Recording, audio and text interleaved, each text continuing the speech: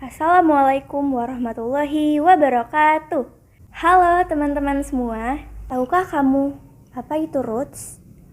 Program Roots adalah program yang melibatkan beberapa siswa sebagai agen perubahan di sekolah dan bertugas untuk menyebarkan perilaku positif di sekolah tersebut. Dan program ini bersifat sukarela. Siapa sih agen perubahan itu? Agen perubahan itu adalah siswa atau siswi yang dinominasikan oleh siswa-siswi lainnya di sekolah sebagai seorang yang paling banyak menghabiskan banyak waktu dengan siswa-siswi lainnya, serta banyak dikenal orang.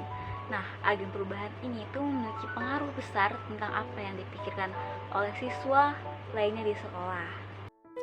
Lalu, bagaimana keterlibatan agen perubahan selama program Roots? Siswa-siswi sebagai agen perubahan yang mengikuti program Roots dilibatkan dalam membuat peraturan kelas untuk disepakati dan membuat perubahan dengan tentunya memberikan ide-ide positif serta memengaruhi siswa lainnya untuk melakukan hal yang positif di sekolah. Mengenal identitas diri berarti kita mengetahui siapa diri kita. Misalnya mengetahui diri di suatu kelompok. Misalnya saya adalah seorang siswa di suatu sekolah, saya adalah seorang anak di dalam sebuah keluarga, dan saya seorang individu di dalam masyarakat. Dengan mengenalnya diri sendiri berarti kita mengetahui apa saja kelemahan dan juga kelebihan yang dimiliki diri, sehingga dengan mengetahui hal-hal tersebut kita dapat membangun sebuah interaksi dengan orang lain dan juga memperhatikan apa yang kita miliki. Kepercayaan diri merupakan salah satu aspek kepribadian penting yang harus ada dalam diri seseorang. Tanpa adanya kepercayaan diri, maka akan timbul permasalahan-permasalahan pada diri seseorang. Dalam bersosialisasi atau dalam bermasyarakat, kepercayaan diri merupakan hal paling berharga yang harus kita punya. Dengan adanya kepercayaan diri, maka kita akan mampu mengaktualisasikan segala potensi yang ada dalam diri kita. Kepercayaan diri diperlukan oleh semua kalangan, baik bagi seorang anak maupun orang tua, dan baik secara individu maupun kelompok. Kepercayaan diri akan menimbulkan perasaan yakin atas kemampuan dan potensi dirinya. Jika seseorang sudah memiliki kepercayaan diri, maka dia akan berani dan tidak merasa terbatas untuk melakukan segala sesuatu yang ia sukai, bertanggung jawab atas segala perbuatannya, sopan santun dan hangat ketika berinteraksi dengan orang lain, dan mampu menerima serta menghargai orang lain. Dalam suatu kelompok sosial, sudah seharusnya kita bisa membawa kelompok kita menjadi lebih baik dengan cara mengajak teman-teman dekat kita untuk mengurangi konflik dan melakukan sesuatu yang berdampak positif. Perundungan atau yang biasa kita kenal dengan istilah bullying adalah segala bentuk intimidasi atau penindasan yang dilakukan oleh seorang individu ataupun kelompok yang umumnya lebih kuat kepada individu ataupun kelompok lain, baik secara fisik, psikis, verbal ataupun sosial yang dilakukan secara berulang kali. Perundungan telah dikatakan terjadi apabila sang korban merasa tidak nyaman atas perbuatan yang dilakukan kepada dirinya. Perundungan ialah perbuatan ataupun tindakan yang dilakukan kepada seorang secara sengaja untuk menyakiti fisik, verbal, atau psikologisnya. Biasanya, perundungan dilakukan terhadap seseorang yang merasa tidak berdaya. Kemudian, salah satu ciri khas dari perundungan yaitu ketidakseimbangan kekuatan yang dimiliki oleh pelaku dan korban perundungan.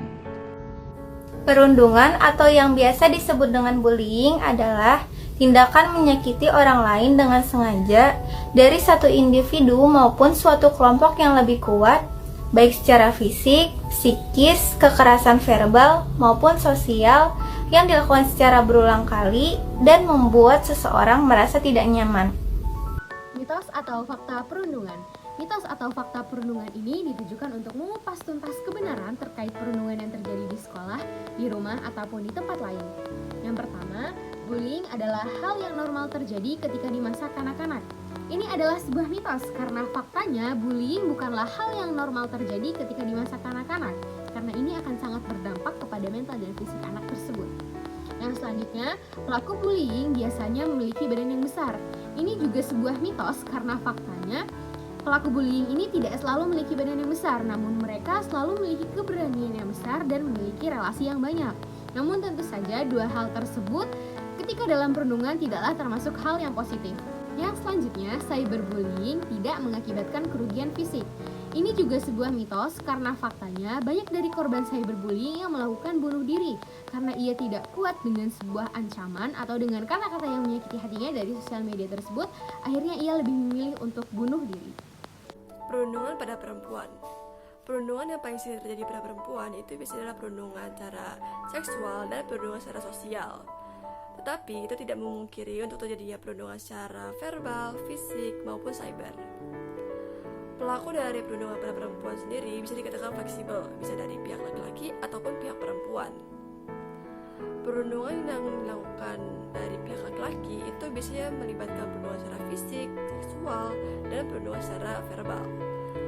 Sedangkan perundungan yang dilakukan oleh perempuan itu biasanya meliputi perundungan secara verbal, cyber, dan juga sosial. Perundungan pada anak laki-laki. Perundungan pada anak laki-laki sangatlah berbeda dengan perempuan. Anak laki-laki menerima perundungan karena inferioritas mereka. Misalnya saja karena mereka adalah seorang difabel, terlalu kurus, terlalu hitam, terlalu lemah, atau memiliki hobi yang berbeda dengan anak laki-laki lainnya. Kemudian bentuk perundungan yang terjadi pada laki-laki biasanya berupa fisik dan verbal. Untuk perundungan verbal, mereka bisa saja mendapat olok-olokan seperti banci, kayak cewek, gendut, dan lain sebagainya. Untuk perundungan fisik, mereka juga mungkin saja mendapatkan perlakuan seperti didorong, disiram air, dipukul, maupun hal lainnya yang berbau fisik. Hal ini tentu merusak kepercayaan diri dari anak laki-laki tersebut. Nah teman-teman, ada beberapa jenis perundungan. Salah satunya adalah perundungan verbal, atau yang biasa kita kenal dengan bullying verbal. Bullying verbal merupakan jenis perundungan yang menggunakan kata-kata, pernyataan, sebutan, atau panggilan yang menghina. Pelaku bullying verbal akan terus melakukan penghinaan untuk meremehkan, merendahkan, dan melukai orang lain. Bahkan, hasil riset penelitian menunjukkan bahwa intimidasi verbal dan pemberian nama panggilan yang buruk sangat meninggalkan bekas luka yang mendalam bagi korban bullying. Berikut akan aku contohkan bullying verbal yang sering terjadi di kehidupan kita. Permisi. Hei culun, miskin, soaling lu, miskin. Gue coba. Tadi merupakan contoh jenis perundungan verbal yang biasa terjadi di kehidupan sehari-hari kita. Jadi harus dijauhi ya teman-teman. Jadi, perundungan fisik adalah jenis perundungan yang dimana pelaku melukai korban secara fisik seperti menendang, meninju, menampar, mendorong, dan lain sebagainya. Selanjutnya adalah perundungan sosial. Perundungan sosial adalah tipe perundungan yang dilakukan secara emosional namun dapat membuat korban akan merasa sangat dirugikan. Perundungan sosial juga biasanya berkenaan dengan perundungan relasional yang bertujuan untuk menjatuhkan, merusak, atau mencoreng nama baik seseorang. Dalam perundungan sosial, biasanya pelaku akan berusaha menyakiti korban dengan cara menyabotase status sosial mereka. Hal-hal yang biasa dilakukan oleh pelaku adalah mengucilkan korban dari kelompok, menyebarkan gosip atau fitnah, dan bisa saja pelaku akan menggunakan kedudukan status sosial mereka untuk mengintimidasi korban. Perundungan seksual adalah tindakan berupa fisik maupun non-fisik yang dilakukan seseorang atau sekelompok orang yang dapat mengakibatkan penderitaan atau kerugian secara psikis, fisik, dan seksual bagi seseorang. Perundungan seksual dapat berupa ucapan, perilaku, dan tindakan seksual yang dilakukan tanpa persetujuan korban. Perundungan seksual dibagi menjadi 3. Yang pertama, perundungan seksual verbal. Perundungan seksual verbal dapat berbentuk menggoda, bercanda, berkomentar, atau melontarkan pertanyaan yang bersifat seksual dan tidak diinginkan. Siulan yang berkonotasi seksual juga termasuk ke dalam perundungan seksual verbal. Yang kedua, perundungan seksual nonverbal. Perundungan seksual nonverbal dapat berupa menatap seseorang dengan pandangan ke area tertentu, seperti ke area bibir, payudara, bokong, dan lain-lain. Yang ketiga, ketiga, perundungan seksual fisik. Perundungan seksual fisik dapat berupa menyentuh, memeluk, mencium, atau membelai seseorang tanpa izin dan menimbulkan rasa tidak nyaman. Perundungan seksual dapat terjadi pada siapa saja, baik laki-laki maupun perempuan. Tetapi, mayoritas korban perundungan seksual adalah perempuan. Jika terjadi tindak perundungan seksual di sekitar kita, maka jangan diam, segera beri bantuan kepada korban. Karena diammu sama saja membantu sang pelaku. Kemudian cyber atau yang biasa kita kenal dengan cyberbullying adalah bullying atau perundungan yang menggunakan media teknologi. Nah, cyberbullying ada banyak dan salah satu contohnya adalah menuliskan komentar-komentar negatif yang ditujukan kepada seseorang dengan fitur chat atau komentar ataupun grup-grup chat. Lalu ada lagi memposting atau mengupload media atau foto yang ditujukan untuk mempermalukan seseorang dan ditujukan ke khalayak ramai. Di sini saya akan menjelaskan mengenai apa yang perlu kita lakukan jika terjadi perundungan. Ada 3 hal. Yang pertama yaitu melaporkan kepada guru BK, wali kelas, atau orang tua jika kita melihat atau bahkan mengalami perundungan itu sendiri. Yang kedua yaitu mengendalikan emosi dan juga menahan diri. Yang terakhir adalah berkomunikasi dan meminta bantuan kepada teman, senior, atau bahkan guru. Yang harus kita lakukan jika terjadi perundungan adalah pertama, kita harus melaporkannya, bisa kepada teman, guru BK, maupun orang tua. Yang kedua, kita harus mengendalikan emosi dan diri kita. Dan yang ketiga adalah kita bisa berkomunikasi atau meminta bantuan baik kepada teman, senior, maupun guru. Bersama kita lawan perundungan. Kepemimpinan adalah kemampuan seseorang untuk memimpin, memengaruhi, dan mengarahkan. Seorang pemimpin juga harus memiliki sifat adil, jujur, dan berani menerima kekurangan orang lain. Sifat-sifat ini juga harus ada di diri manusia. Maka dari itu, seseorang dianggap memimpin dirinya sendiri. Atau bisa dibilang pemimpin bagi dirinya sendiri. Kepemimpinan juga memegang peranan yang dominan, krusial dan kritikal di keseluruhan upaya meningkatkan prestasi kerja baik pada tingkat individu, kelompok maupun organisasi. Cara menjadi pemimpin yang baik adalah dengan mengembangkan kualitas diri, mengetahui potensi, kelebihan, dan kekurangan diri. Pemimpin diharapkan mampu bertanggung jawab, visioner, serta mampu memotivasi orang lain untuk bekerja sama. Selain itu, karakter juga berperan penting. Perlu bagi kita untuk membangun kekuatan karakter agar dapat menjadi seorang pemimpin yang baik. Nah, dari yang aku rangkum ada 8 karakter pemimpin yang ideal. Yang pertama ada cerdas, bertanggung jawab, jujur, dapat dipercaya, inisiatif, konsisten, tegas, dan lugas. Jadi, karakter ini merupakan kunci penentu bagi seseorang untuk meraih kesuksesan di dalam organisasi, komunitas, dan lain sebagainya. Hal ini juga tentunya akan membawa berkah bagi suatu organisasi atau komunitas yang ada di dalamnya. Di dalam sebuah perundungan, ada 3 cara orang dalam berperilaku. Yang pertama ialah agresif. Agresif adalah suatu perilaku yang bertujuan secara sengaja untuk menyakiti hati orang lain, memaksa, bahkan mengancam, dan kemauan dirinya sendiri itu harus dituruti. Nah, biasanya orang yang memiliki perilaku agresif ini seringkali mempertahankan keinginan dirinya dan menganggap keinginan orang lain itu tidak penting atau bisa juga dikatakan sebagai egois. Nah, di dalam perilaku agresif ini dapat dilakukan dengan bentuk verbal maupun fisik. Kemudian ada beberapa contoh dalam perilaku agresif. Yang pertama ialah suka menyinggung orang lain dengan perkataannya dan juga kadang mengekspresikan perasaan ketidaksukaannya atau ketidakpeduliannya terhadap orang lain, mulai dari gerak-geriknya dan juga raut wajahnya. Yang kedua ialah suka menyerang orang lain dengan pendapat yang dimilikinya. Dan juga dia suka memotong atau menyela pembicaraannya terhadap orang lain dengan maksud untuk mengintimidasi. Dan yang ketiga ialah suka membanggakan dirinya sendiri, apalagi ketika dipuji sama orang lain. Dan juga seseorang yang memujinya ini kadang merasa tersinggung. bersama kita lawan perundungan. Perilaku submisif merupakan perilaku yang meliputi rasa malu, menarik diri dan tidak berani untuk mengungkapkan pendapat, serta kurangnya upaya untuk mengutarakan dan memenuhi keinginan dirinya sendiri. Contohnya, Nisa sedang banyak tugas, lalu tiba-tiba Diva memintanya untuk mengerjakan tugasnya. Sebenarnya Nisa tidak mau dan ingin menolak karena tugasnya banyak dan mengerjakan tugas Diva bukanlah kewajibannya.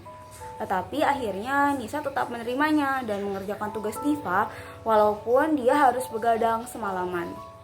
Perilaku asertif merupakan kemampuan seseorang dalam mengekspresikan perasaan, keinginan, kebutuhan ataupun pendapatnya namun tetap menjaga dan menghargai hak-hak serta perasaan orang lain.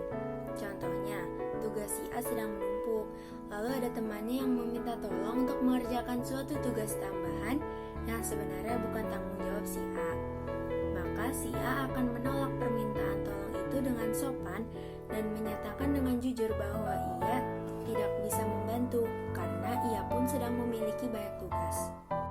Sebagai seorang manusia, penting bagi kita untuk menumbuhkan sifat simpati di dalam diri kita. Orang yang memiliki sifat simpati di dalam dirinya tidak perlu khawatir jika dia akan dijauhi oleh teman-temannya atau akan dimusuhi oleh orang-orang yang ada di sekitarnya. Karena orang yang ada di sekitarnya tahu bahwa orang yang memiliki sifat simpati adalah orang yang peduli dan pengertian, karena dia mampu merasakan apa yang dirasakan oleh orang lain. Sebagai contoh, ketika ada salah satu temannya sedang bersedih karena tertimpa musibah, dia sebagai orang yang memiliki sifat simpati akan ikut bersedih dan akan mengucapkan perkataan yang mewakili rasa sedihnya itu. Pentingnya menumbuhkan empati. So, empati ialah kemampuan seseorang untuk merasakan emosi atau perasaan orang lain, seolah-olah dirinya berada di posisi orang tersebut. Pentingnya memiliki empati yang tinggi dikarenakan empati memiliki banyak sekali kegunaan dan juga manfaat. Di antaranya, empati dapat mengurangi intimidasi dan dapat meningkatkan perilaku heroik. Empati juga dapat memudahkan kita dalam bersosialisasi terhadap masyarakat di lingkungan sekitar. Biasanya, orang yang memiliki empati yang tinggi memiliki kepekaan yang besar terhadap sekitar atau orang-orang yang ada di sekitarnya. Karena ia dapat memahami perasaan orang tersebut. Contohnya, saat kita melihat teman kita yang menjadi korban perundungan, saat itu juga kita akan merasakan apa yang dirasakan oleh teman kita tersebut, seperti kesedihan dan juga merasa terkucilkan. Sekarang kita masuk ke bagian pertemanan yang baik. Kenapa sih pertemanan yang baik itu penting? Karena pertemanan yang baik dapat membawa kita ke arah yang positif serta mempengaruhi karakter dan kesehatan mental kita. Bagaimana sih cara membangun hubungan pertemanan yang baik? Nah, pertama, kita harus bisa mendengarkan dan memberikan dukungan kepada teman kita apalagi di saat mereka sangat membutuhkan kita. Kedua, kita harus bisa menghargai pendapat serta keputusan teman kita. Kita tidak boleh memaksakan kehendaknya. Dan kita tidak boleh membicarakan teman kita di belakang. Menjelekkan teman adalah perbuatan yang sangat buruk. Kita tidak punya hak untuk menghakimi orang lain.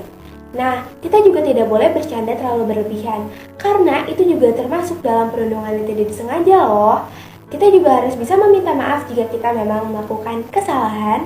Kita harus berani mengakui kesalahan kita. Nah, jadi mulai sekarang kita lebih berhati-hati yuk. Jangan sampai kita masuk ke lingkungan pertemanan yang tidak baik. Supaya teman-teman bisa terhindar dari pertemanan yang tidak baik, yuk kita simak penjelasan apa itu pertemanan yang tidak baik dan bagaimana ya ciri-ciri dari lingkup pertemanan yang tidak baik. Pertemanan yang tidak baik atau pertemanan yang tidak sehat adalah hubungan sosial yang dilakukan oleh individu dengan individu atau individu dengan kelompok yang kerap sekali tidak disadari dan memiliki dampak negatif bagi diri sendiri.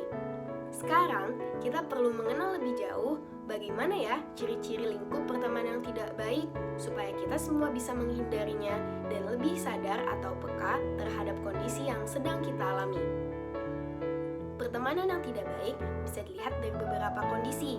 Yang pertama, jika ada teman atau orang lain yang mengatur hidup dan keputusan yang ingin kamu ambil, sehingga kamu merasa tidak punya kendali atas kehidupan kamu. Kedua, jika ada teman-teman yang membuat keputusan dan mengkritik pilihanmu. Yang ketiga, jika ada teman-teman atau orang lain yang tidak mendengarkan opinimu dan merasa opininya lah yang paling benar. Yang keempat, jika ada temanmu atau orang lain yang suka berargumen untuk hal-hal kecil dan memaksakan kehendaknya agar kamu mengikuti setiap kata demi kata yang dia ucapkan. Dan yang terakhir adalah jika ada orang yang tidak peduli denganmu dan hanya peduli dengan kepentingan dirinya sendiri sehingga ia memaksakan kehendaknya dan melewati batas personalmu. Dari ciri-ciri yang aku sebutkan di atas, semoga teman-teman semua tidak termasuk orang yang seperti itu dan tidak sedang dalam kondisi atau berada dalam lingkup pertemanan yang tidak baik ya. Tetapi jika teman-teman semua merasakan adanya kesamaan dari apa yang sudah aku sebutkan dari ciri-ciri pertemanan yang tidak baik, sekarang saatnya teman-teman untuk berani mengambil tindakan untuk keluar dari zona pertemanan tidak baik yang gak aman itu loh. Perundungan sudah seharusnya dapat dicegah karena jika dibiarkan akan memberikan dampak atau pengaruh buruk terhadap kesehatan fisik dan mental sang korban. Dampak perundungan dapat dirasakan oleh beberapa pihak, baik korban itu sendiri maupun saksi mata dan juga pelaku. Efek yang bisa ditimbulkan bagi korban perundungan antara lain nilai yang menurun karena perhatian teralihkan dari pembelajaran, ketakutan untuk datang ke sekolah, stres, merasa harga dirinya rendah, yang kemudian bisa depresi, insomnia. Dan parahnya lagi dapat menyebabkan korban tersebut melakukan hal yang sama atau balas dendam, yang kemudian bisa juga melakukan bunuh diri. Sementara itu, bahaya perundungan bagi para saksi mata yang melihatnya adalah menjadi takut dan tidak mau bergaul dengan korban, takut melaporkan insiden tersebut karena takut dicap sebagai sang pengadu, dan juga sangat mudah merasa bersalah karena tidak bisa menolong sang korban. Sedangkan efek untuk pelaku adalah dapat menimbulkan kecenderungan untuk melakukan kriminalitas dan pelanggaran pidana pada saat besar atau dewasanya nanti. Oleh karena itu, diperlukan bentuk pencegahan dari berbagai pihak agar perundungan ini tidak terjadi lagi di lingkungan sekolah maupun sekitarnya, melalui pendekatan dan lain sebagainya.